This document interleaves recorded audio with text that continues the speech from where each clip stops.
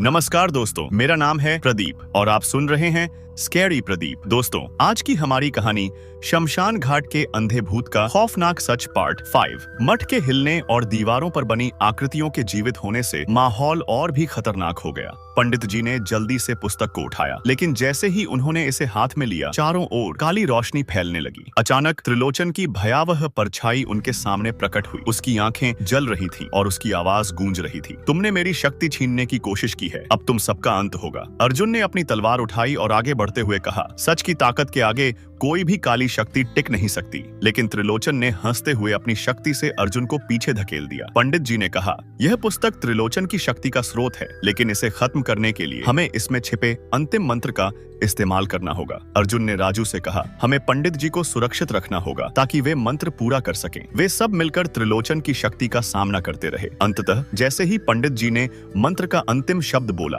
पूरी काली शक्ति एक भीषण चीख के साथ खत्म हो गई। त्रिलोचन की परछाई गायब हो गई और मठ शांत हो गया। पंडित जी ने थकान भरे स्वर में कहा, हमने इसे खत्म कर दिया। अब यह पुस्तक त्रिलोचन की शक्ति को हमेशा के लिए नष्ट कर देगी। अर्जुन ने पुस्तक को उठाया और पूछा, अब इसे क्या करना होगा? पंडित जी ने कहा, इस पुस्तक को आग में जला दिया जाना चाहिए, लेकिन यह साधारण आग से नहीं जल सकती। हमें इसे गांव के पवित्र मंदिर में ले जाना होगा, जहां दिव्य अग्नि इसे हमेशा के लिए खत्म कर सकती है। वे सभी थके हुए लेकिन संतुष्ट थे। गांव लौटने का सफर उतना ही कठिन था जितना मठ तक पहुंचने का था, लेकिन अब उनके दिलों में जीत की भावना थी। गांव पहुंचने के बाद उन्होंने पुस्तक को मंदिर की दिव्य अग्नि में डाल दिया। जैसे ही पुस्तक जली, एक उजली रोशनी चारों ओर फैल गई। यह संकेत था कि त्रिलोचन की शक्ति हमेशा के लिए समाप्त हो चुकी थी। गांव के लोग अर्जुन, राजू और पंडित जी का धन्यवाद करते नहीं थके। उस दिन से गांव में कभी कोई काली शक्ति नहीं देखी गई। अर्जुन और राजू ने सीखा कि सच्चाई और हिम्मत से बड़ी कोई ताकत नहीं होती।